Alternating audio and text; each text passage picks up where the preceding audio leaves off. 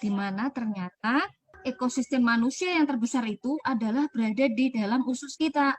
Dan itu sebabnya mengapa seperti Bapak kedokteran modern ya, Hippocrates itu menyatakan bahwa semua penyakit itu berasal dari usus sebetulnya. Nah, maka kalau demikian pengobatannya harus mentargetkan ke usus, ya kan gitu. Nah, Ya. yang bisa mentargetkan ke usus itu adalah makanan, ya kan? Makanya mengapa Hippocrates itu mengatakan jadikanlah makanan sebagai obat.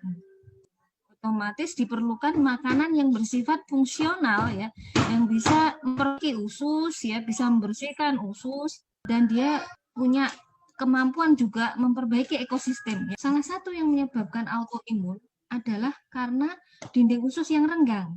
Akibat dinding usus yang renggang ini, setiap kita makan sesuatu yang mengandung protein ya, terutama misalnya protein dari susu atau gluten ya. Nah, itu gluten dan protein-protein ini akan masuk ke dalam usus, meresap ke dalam pembuluh darah sehingga dia akan memicu peradangan yang memicu autoimun. Pada orang-orang autoimun ini leaky gut namanya ya.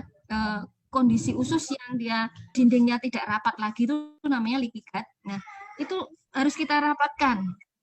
Dan kandungan yang ada pada usu maupun suba, keduanya adalah kombinasi yang sangat tepat.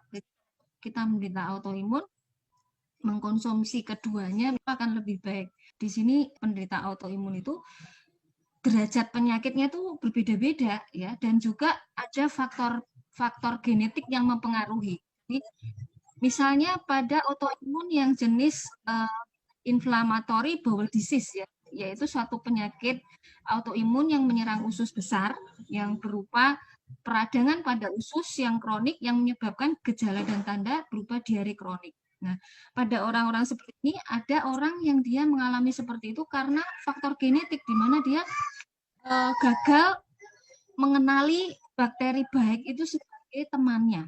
Bakteri baik itu sebenarnya kan harus dianggap sebagai teman, tidak boleh kita lawan kan gitu.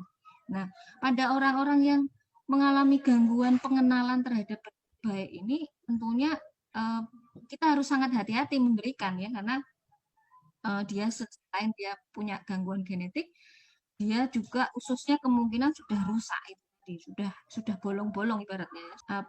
Bukan hanya peptida dan gluten yang memicu, bahkan bakteri baik yang melapisi permukaan aja dia bisa menang. Maka pada orang-orang ini harus hati-hati. Nah, dan apa kok ada orang yang justru membaik autoimun setelah diberikan, karena tidak semua kandungan usu yang ditakutkan seperti yang diberitakan itu dia hanya bersifat mengaktifasi tadi. Jadi kandungan ini tuh sebetulnya lebih bersifat imunomodulasi namanya, menyesuaikan, menyeimbangkan istilahnya ya, menyeimbangkan, karena sebenarnya tubuh manusia itu diciptakan dalam keseimbangan ya, keseimbangan dalam sistem organnya ya, keseimbangan dalam sistem imunnya, keseimbangan dalam ekosistem mikrobiotanya ya. Maka sebetulnya ya kita harus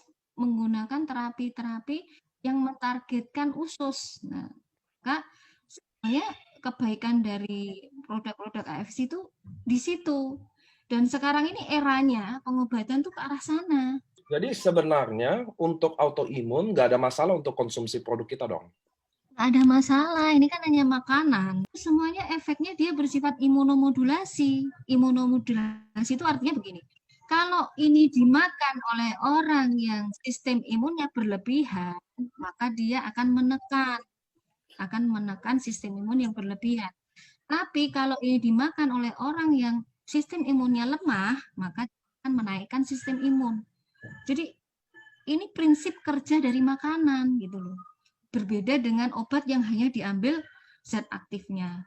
Kalau kamu mau bilang setelah makan usu kamu kok jadi kambuh, bentar, kan ada faktor lain, pola makannya, pola hidupnya dia, ya kan, faktor genetik mungkin, ya kan. Jadi harus dilihat semua faktor itu. Nggak bisa kita menuduh, mengkambing hitamkan usu kalau ternyata dia banyak faktor perancu yang lainnya. Kalau kita mau mengatakan ini sebagai faktor penyebab, tidak semudah itu, ya harus diteliti.